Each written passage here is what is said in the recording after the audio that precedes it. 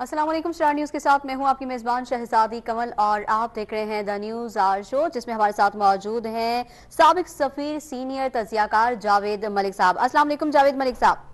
جاوید ملک صاحب، عوام کو نئے پاکستان کے خواب دکھا کر جھوٹے جھانسوں میں پھنسانے والی حکومت جو کہہ رہے تھے کہ 90 دنوں میں پاکستان کا نقشہ بدل دیں گے، یہ کر دیں گے، وہ کر دیں گے، نوکریاں دیں گے، گھر دیں گے، وہی حکومت ہم دیکھ رہے ہیں کہ مہنگائی کے سامنے بے بس نظر آ رہی ہے۔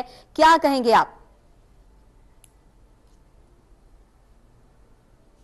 ہے وہ اس وقت نظر آ رہا ہے آپ کو اس حکومت کو دیکھتے ہوئے۔ پہلے ہم ہمیشہ، جب آپ کو یاد ہوگا پچھلے پروگرام میں بھی ہم نے بات کی تھی کہ جو ہلکی سی ایک دفعہ ہم نے دیکھا تھا قیمتیں اوپر گئی تھیں اور پیٹرول کی، تو میں نے کہا تھا یہ تو ابھی صرف شروعات ہے، آگے جو ان کی کمٹمنٹس جو انہوں نے کرنی ہے یا جو کرنے والے ہیں، جو نیگوسیشنز ان کی IMF سے ہو رہی ہیں، اور ہمیں تو وہ بھی یاد آتی ہے بات کہ جب خان صاحب کہا کرتے تھے کہ ہم، آپ بتا دیں کیا کہتے تھے کہ میں اگر IMF کے پاس جاؤں گا تو کیا کر لوں میں گا؟ خودکشی کر لوں گا، مجھ جی سے جی کہلوائیں جی سر۔ تو اب دیکھیے کہ یہ وہ باتیں ہوتی ہیں جو آپ کی غیر دانشمندانہ طرز عمل کی نشاندہی بالکل کرتی ہیں۔ بالکل آپ کنٹینر پہ کھڑے ہو کے جو بلند و باغ دعوے کیا کرتے تھے، اب آپ کو اگر وہ اپنی ویڈیوز کہیں پہ ملیں اور آپ ان کو دیکھیں تو آپ کو احساس ہوگا کہ آپ کتنی جو باتیں کرتے تھے ان کی نہ کوئی سر تھا نہ کوئی ان کا پیر تھا، صرف اور صرف آپ تنقید برائے تنقید کر رہے تھے بالکل حکومت کے اوپر۔ کبھی آپ کو وہ نظارے بھی آپ کو یاد ہوں گے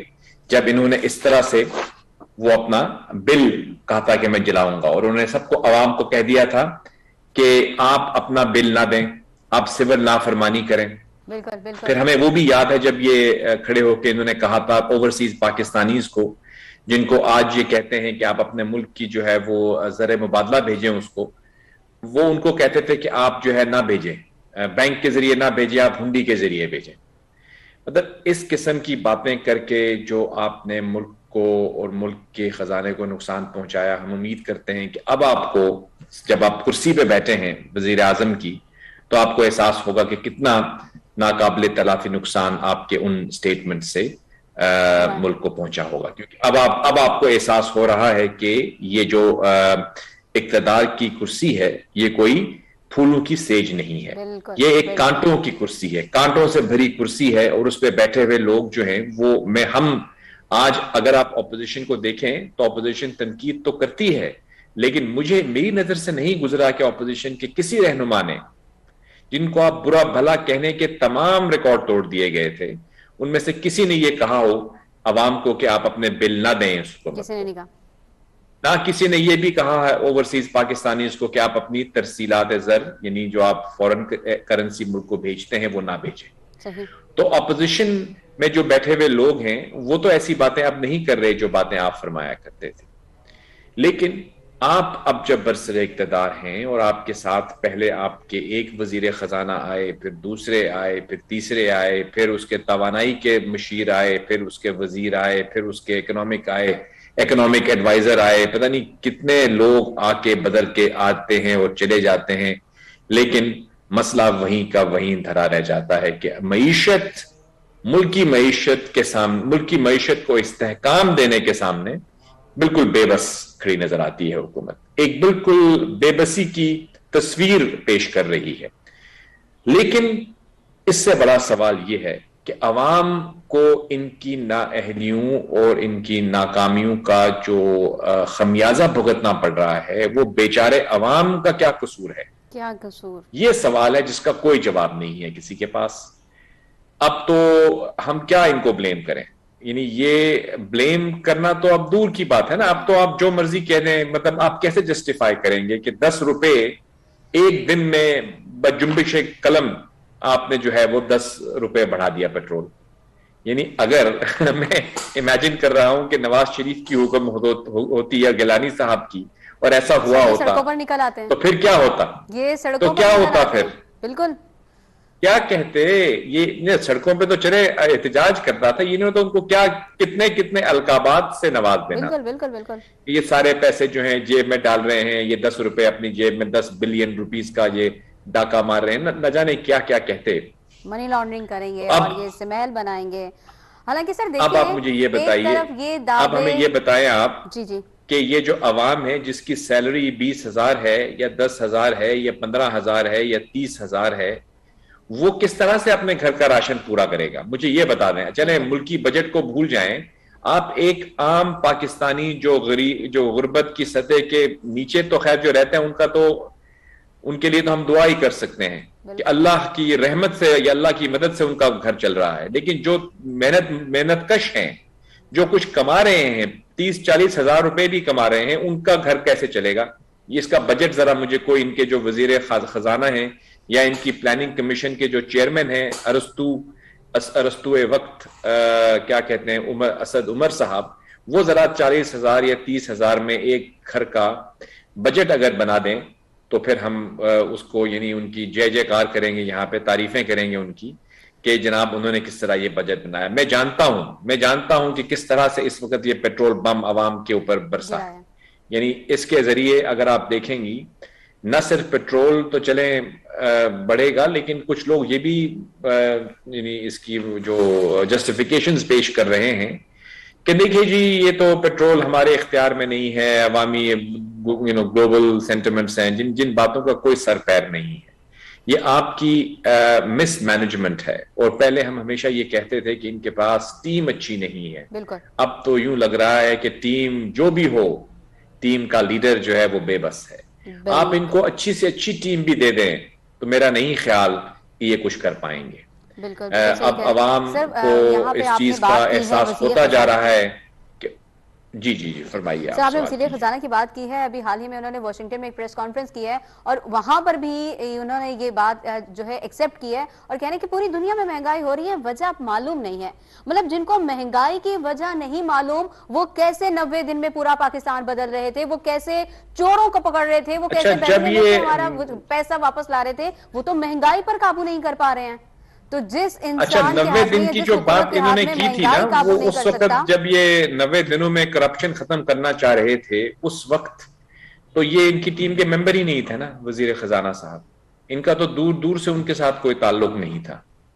یہ تو جناب آصف علی زرداری صاحب کے دور حکومت میں وزیر خزانہ رہے ہیں. تو عمران خان صاحب کی جو ٹیم جو کنٹینر پہ ان کے دائیں اور بائیں کھڑی ہوتی تھی، تو ظاہر سی بات ہے جو خان صاحب نے جو بنا دی ہے یا ان کے جو باقی ان کے پیروکار ہیں یا ان کے جو رہنما ہیں یا جنہیں کچھ لوگ اے ٹی ایمز کہتے ہیں، ان کی جو تجاویز ہوتی ہے، کیونکہ اپوزیشن کی تجاویز تو یہ سنتے نہیں ہیں، تجاویز تو وہی ہوتی ہے جو ان کو اپنے لوگ دیتے ہیں. تو کیا ان کو نہیں معلوم تھا کہ ہم مہنگائی قابو کر سکیں گے؟ نہیں، مہنگائی قابو کر نہیں سکتے. آپ بیرون ملک سے کیسے پیسہ واپس لائیں گے؟ آپ چوروں کو پکڑنے کی بات کرتے ہیں، آپ تو مہنگائی کو قابو میں نہیں کر پا رہے ہیں.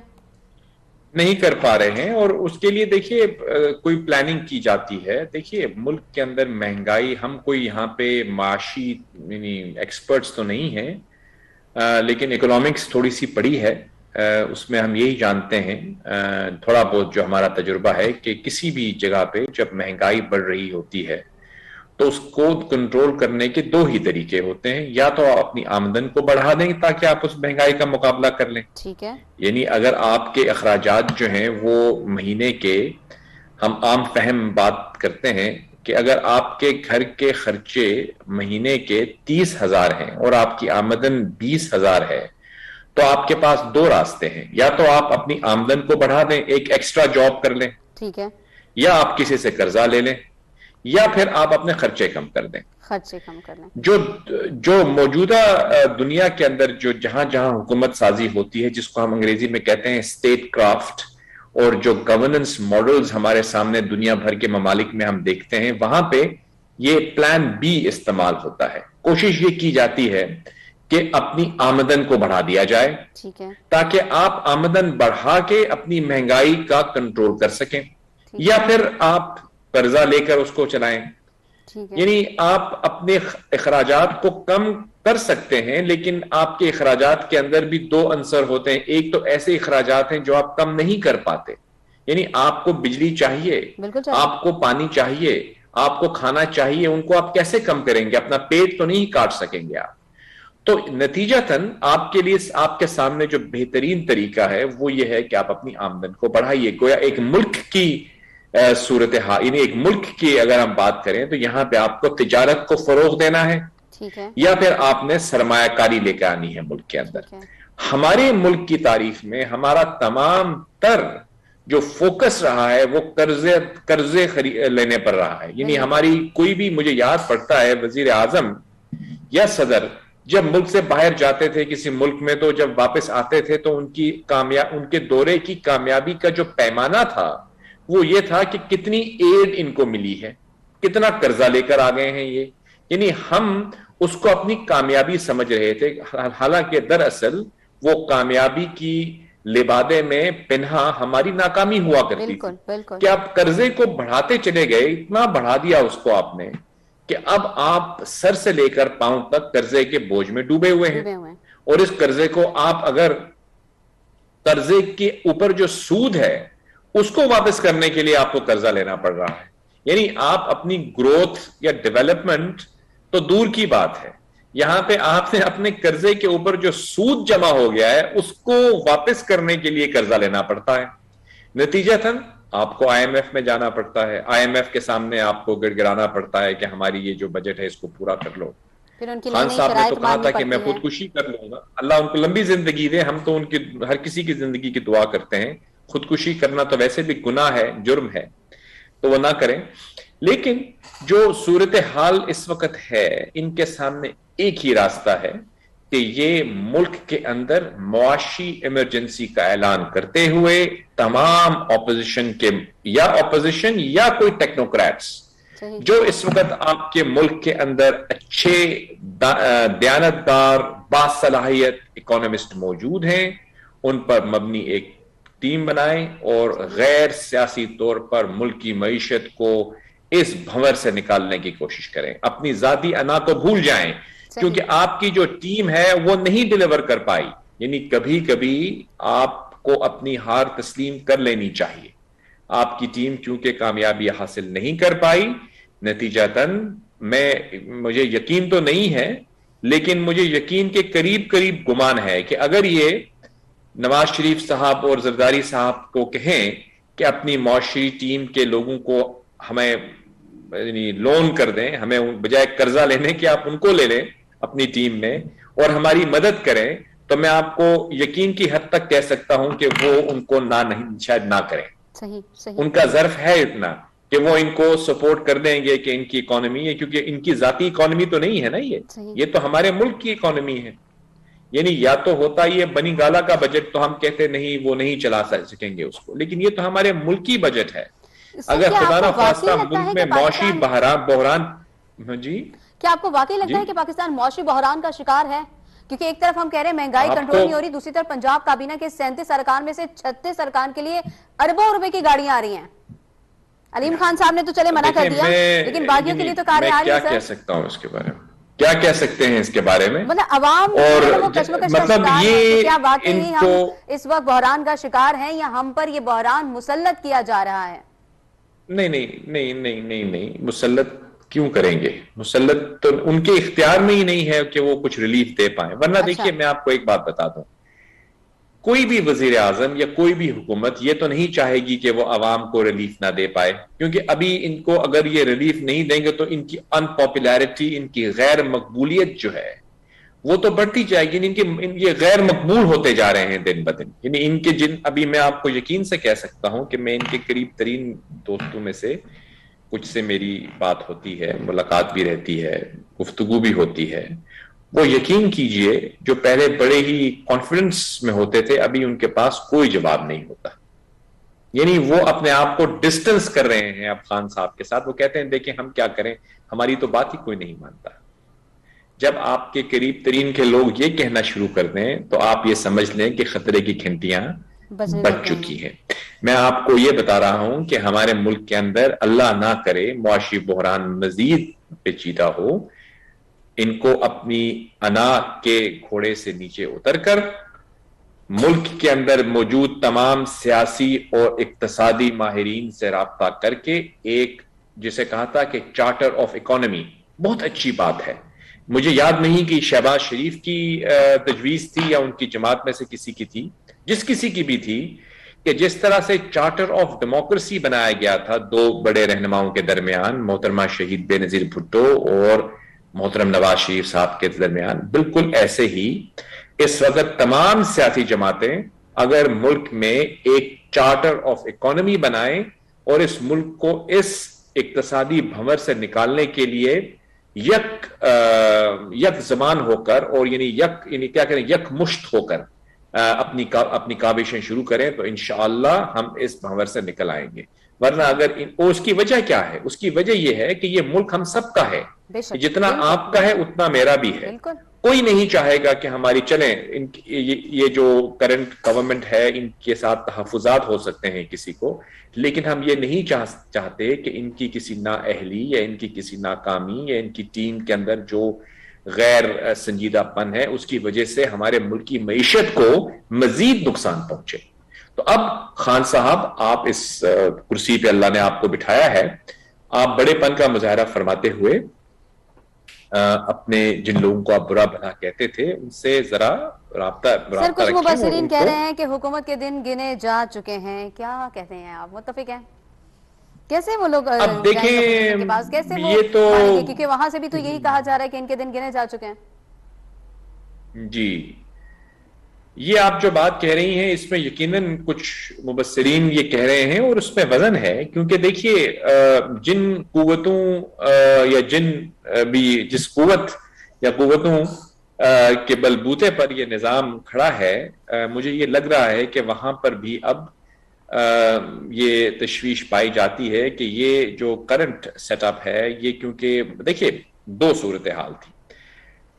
اگر آپ ایک سیٹ اپ کوئی بھی لے کر آیا ہے ملک کے اندر اور وہ عوام کی توقعات پر پورا اترتا, عوام کے مسائل کو حل کر لیتا اور یہ نظر آتا کہ جی ماضی کی جو حکومتیں تھیں ان سے بہتر ایک نظام چل پڑا ہے, یعنی پہلے کرپشن تھی, پہلے جو کچھ بھی ان کی ایلیگیشنز تھیں, الزامات کے زد میں جو یہ لے آتے تھے تمام حکومتوں کو, اس سے 10 گنا 20 گنا 30 گنا کچھ بہتری کی طرف ملک چل پڑا ہے. یعنی وہ جو کرپشن جو یہ کہتے تھے کہ ملک کا سب سے بڑا مسئلہ کرپشن ہے, یعنی اب اگر ان کی حکومت بہت شفاف ہے تو یہ نظر آتا کہ عوام کو ریلیف مل رہا ہے, مہنگائی میں کمی ہو رہی ہے, نوکریاں پیدا کی جا رہی ہیں, لوگوں کے لیے گھر بن رہے ہیں, یہاں پہ روزگار کے مواقع فراہم کیے جا رہے ہیں, یہاں پہ ایک خوشحالی جو ہے وہ ہمارے ملک میں آ گئی ہے.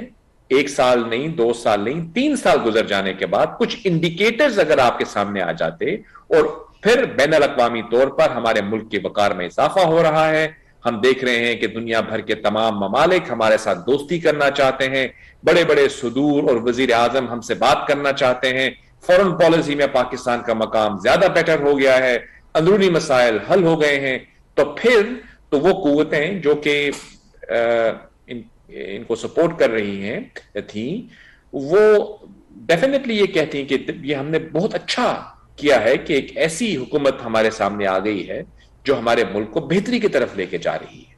لیکن ہوا اس کے برعکس, یہاں پہ مہنگائی بڑھ رہی ہے, روزگار کریٹ ہونا تو دور کی بات ہے, ہمارے کئی دوست جو ہیں وہ روزگار سے ہاتھ دھو چکے ہیں.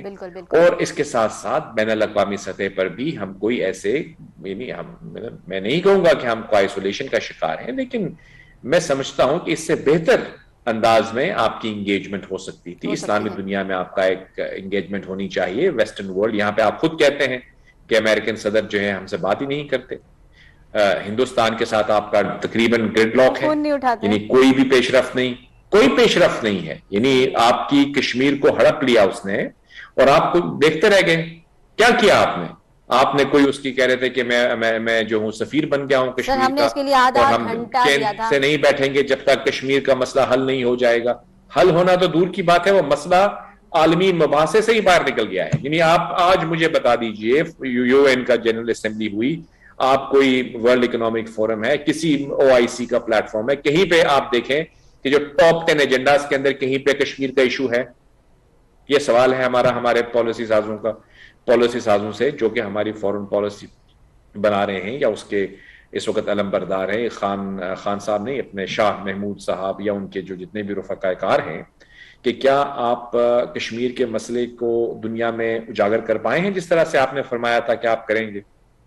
اس کا جواب ان کو نفی میں ہی ملے گا. اسی طرح سے آپ یا تو کو بہتری کی طرف معاملات گئے ہوتے, وہ نہیں ہے. میڈیا کی طرف آپ چلی جائیں تو میڈیا کے ہمارے جو دوست ہیں, کولیگز ہیں, کچھ ہم سے سینئر ہیں، کچھ ہم سے جونیئر ہیں، آپ اپنے ہی جو ان کے ہمنوا ہیں ان سے بات کر لیجئے. میڈیا پہ قدغن لگ رہی ہے. میڈیا یعنی کئی لوگ جو ہیں وہ یہ کہہ رہے ہیں کہ بھئی میڈیا پہلے سے زیادہ کنٹرول کے اندر ہے، فریڈم نہیں ہے ان کے اندر جس طرح سے ہونی چاہیے. یہ ایک نظریہ ہے جو پہلے نہیں تھا. اب دوبارہ سے یعنی یہ تو خود خان صاحب میڈیا کی فریڈم کے علمبردار رہے ہیں. تو سوال یوں پیدا ہوتا ہے کہ جب آپ خود ایک چیز کا پرچار کرتے رہے ہوں اور پھر آپ کے دور حکومت میں وہ چیز نہ ہو یا اس کے اندر بجائے بہتری آنے کے اس کے اندر تنزل آیا ہو، تو پھر آپ کے بارے میں سوال تو ہوگا. کیونکہ وہ جو معیار، جن معیاروں کا ذکر آپ نے اپنے دور اپوزیشن میں کیا تھا، وہ معیار ان سٹینڈرڈز کو لوگ ایکسپیکٹ کر رہے تھے آپ کے دور حکومت میں کہ وہ نہ صرف ان کو میٹ کریں گے بلکہ ان کو ایکسیڈ کر جائیں گے. یعنی وہ جو سٹینڈرڈ انہوں نے اپنے لیے ہی سیٹ کیا تھا وہ میٹ یعنی ایکسیڈ کیا کریں گے، میٹ تک نہیں ہو رہا. اب اس کے اوپر سیریسلی بیٹھ کے سوچنے کی ضرورت ہے کہ یہ کس طرح سے اس مسئلے ان پیچیدہ مسائل کا حل تلاش کریں گے. بالکل بالکل سر، یہاں پر وقت ہوا ہے ایک چھوٹے سے بریک کا، مگر خان صاحب اور ان کی طبیعت کو دیکھ کر یہی کہیں گے کہ رفتہ رفتہ کھو گئے دونوں فنا کی اوٹ میں. وہ فریب زر میں تھا اور یہ انا کی اوٹ میں. ملتے ہیں ایک چھوٹے سے بریک کے بعد.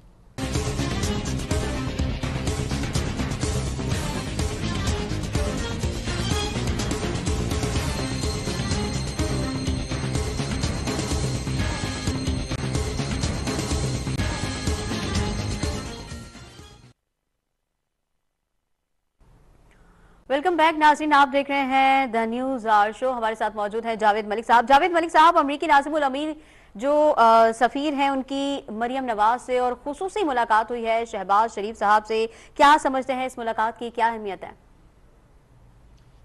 دیکھیے، اب جب امریکہ ڈیفینیٹلی کرنٹ سچویشن کے اندر ایک ورلڈ پاور تو ہے، لیکن آف کورس افغانستان کے اندر جو اس کو ایک سیٹ بیک ملا ہے، اس کے بعد ورلڈ سٹیج پر یعنی کچھ حلقوں میں ڈیفینیٹلی امریکہ کی ایک طرح سے سبکی تو ہوئی ہے، لیکن اس کے باوجود ہمارے خطے میں اور دنیا میں ایک ورلڈ سپر پاور کے طور پر امریکہ کی پوزیشن اپنی جگہ برقرار ہے. اور اس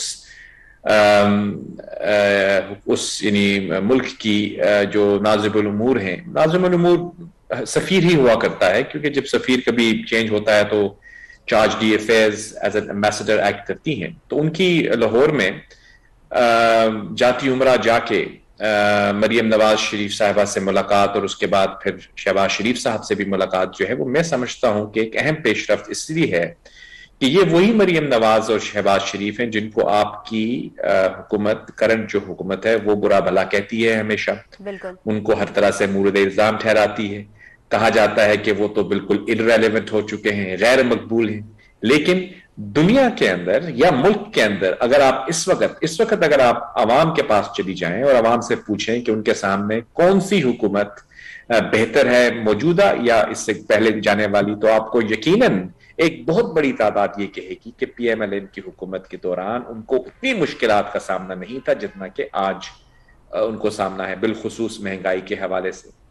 اور اس کے ساتھ ساتھ بین الاقوامی امور میں بھی اگر آپ دیکھیں گے تو کرنٹ گورنمنٹ جو ہے وہ فورن پالیسی کے تمام تر جو محاذ ہیں ان پر مجھے کسی حد تک پیچھے نظر آئی ہے نواز شریف صاحب کے دور میں. گو کہ اس وقت ہمیشہ یہ تنقید کی جاتی تھی کہ آپ کے پاس فل ٹائم وزیر خارجہ نہیں ہے، یعنی کچھ غیر دانش مند لوگ ایسی باتیں کیا کرتے تھے. لیکن آپ نے دیکھ لیا کہ اس کے باوجود، کیونکہ سرتاج عزیز صاحب، طارق فاطمی صاحب اپنا کام کر رہے تھے، لیکن کیونکہ لوگوں نے تنقید کرنی ہوتی ہے، جو کچھ بھی ہوتا تھا کہتے دیکھیں جی آپ کے پاس تو وزیر خارجہ ہی نہیں ہے. لیکن اب دیکھیے وزیر خارجہ ہیں کتنے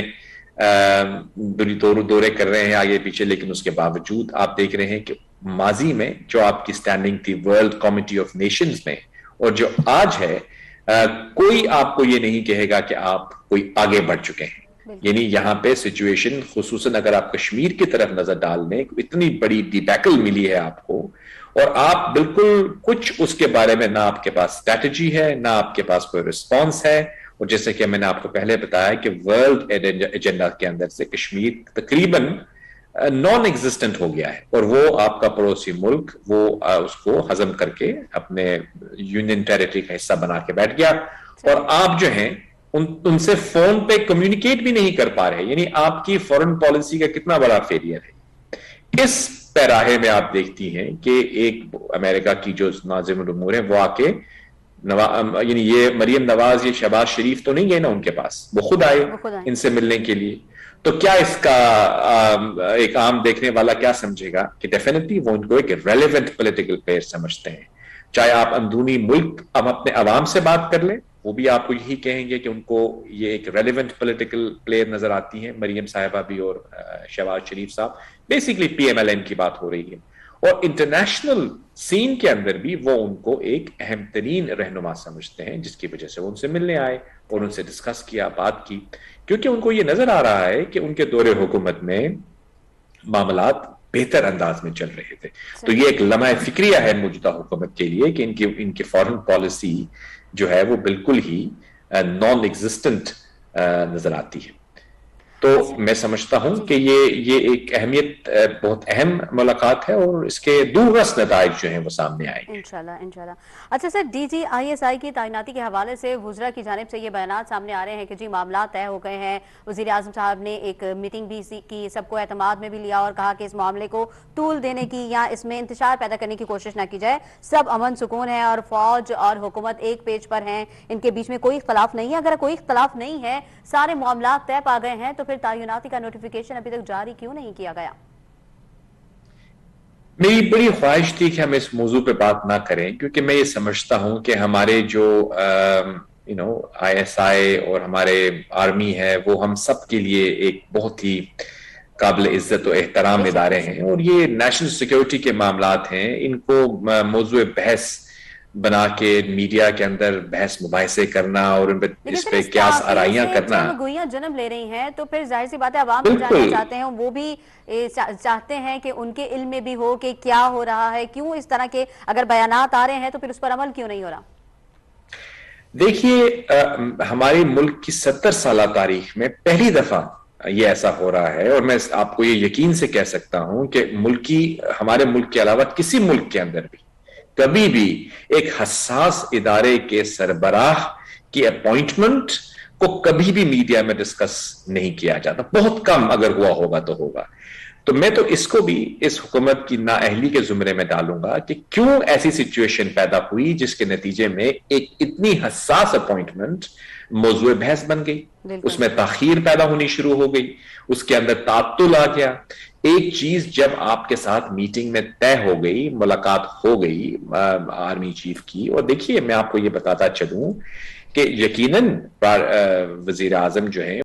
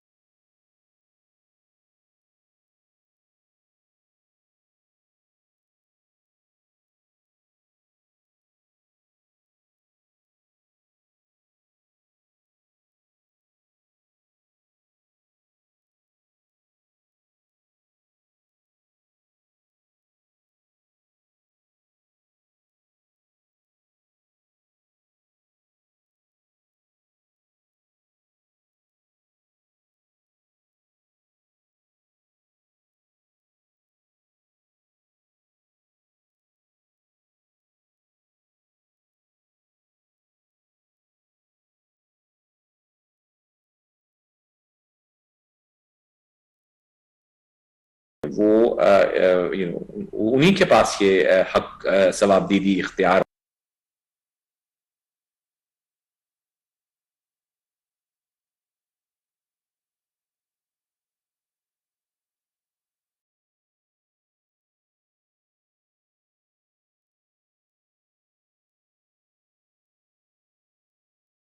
ہوتا ہے, وزیر اعظم سے مراد عمران خان نہیں ہے, جو بھی شخص اس عہدے پہ بیٹھا ہوتا ہے وہ کیونکہ عوام کا نمائندہ ہوتا ہے, الیکٹ ہو کے آتا ہے, تو اس کے پاس ثوابدیدی اختیار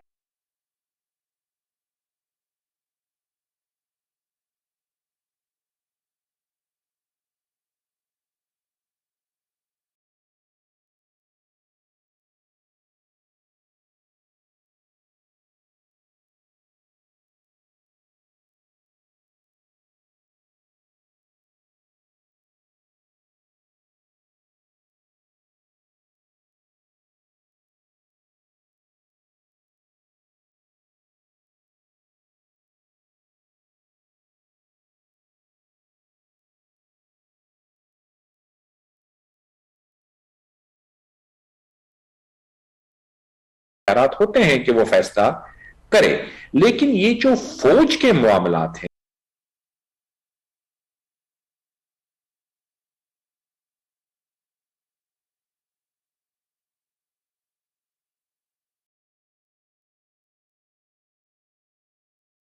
یہ ایک پیشہ ورانہ معاملات ہوتے ہیں. کس لیفٹیننٹ جنرل نے کور کمانڈ کی ہے, کس نے نہیں کی, کس نے سٹاف کالج اٹینڈ کیا ہے, کس نے کمانڈ کورس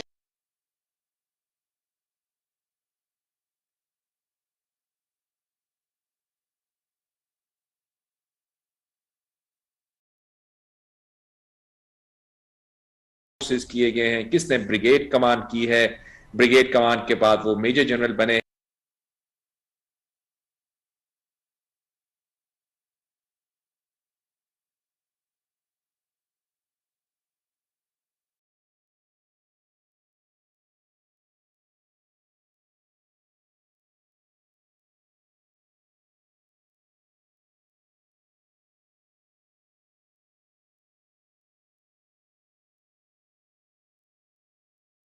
میجر جنرل بننے کے بعد سٹاف اپوائنٹمنٹس ان کی کب ہوئی ہیں, کور کیسی انہوں نے دیکھی ہے, کور کمانڈ کی ہے یا نہیں.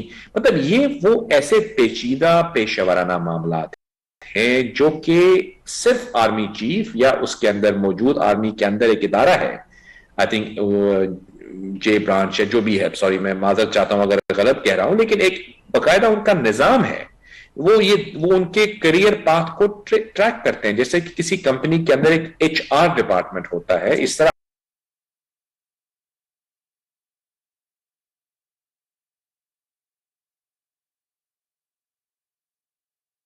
آرمی کا بھی ایک نظام ہے. صحیح. وہ انہی کے جو سربراہ ہیں وہ اس کا تعین کر سکتے ہیں. آپ ان کی ایڈوائس لیتے ہیں اور اس ایڈوائس کے نتیجے میں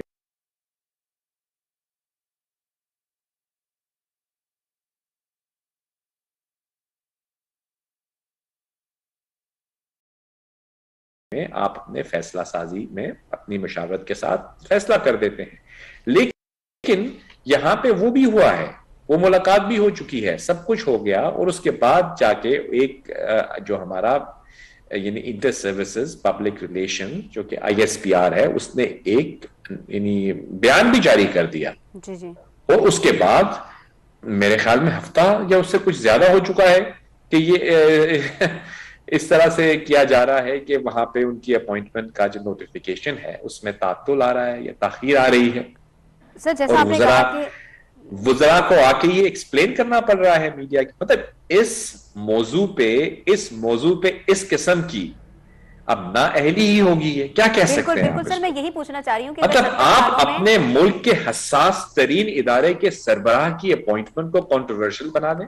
بالکل سر, میں یہی پوچھنا چاہ رہی ہوں کہ کوئی سیاست نہیں ہونی چاہیے, پہلی بار یہ جو فیصلہ طے ہو جی کبھی نہیں ہوا. 70 سالوں میں اگر پہلی بار ہوا ہے تو یہ نااہلی کس کی ہے؟